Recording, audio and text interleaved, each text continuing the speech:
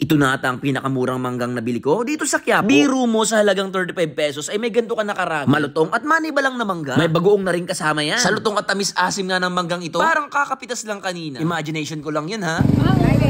Okay, so mura lang ng tinda nila dito. Tag 35 lang oh. 35 yung bagoong na siya. Okay, so uy, mga nadaanan namin kasi tag 50, tag 60 eh.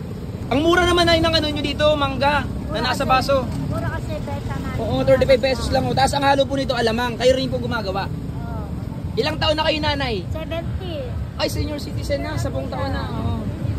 Sige po, patry po ako. Magkano naman po dito sa tumpok-tumpok nyo na mangga? 100 pesos. Kinalabaw to? Anong street po itong pwesto nyo?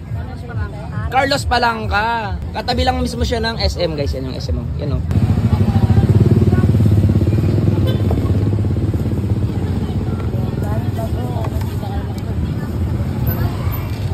Ayun lang po yung nagluto niyan na ng ano, alamang, timpla mo. Wow. Meron na ba?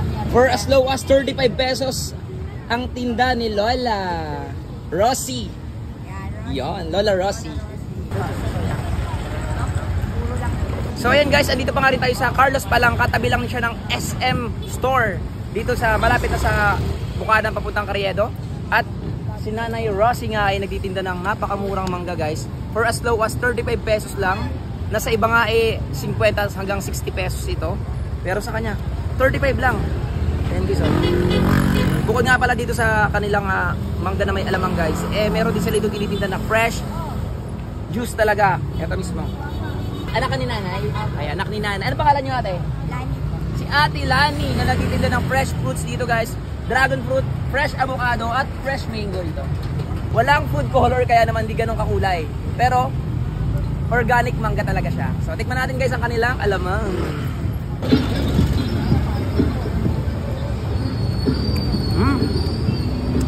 Ang lalaban yung asim at tamis. Sarap.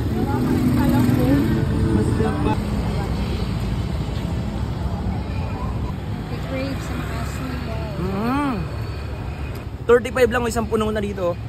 At hassle free kasi hindi ka na magbabalat. Kakainin mo na lang, di ba? Pwede mo nga i-take out eh. Sapa, sarap.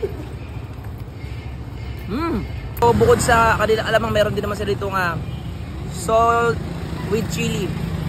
You know. Natin.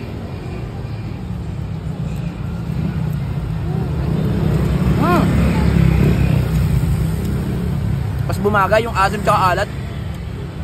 Tsaka may anghang. Panalo?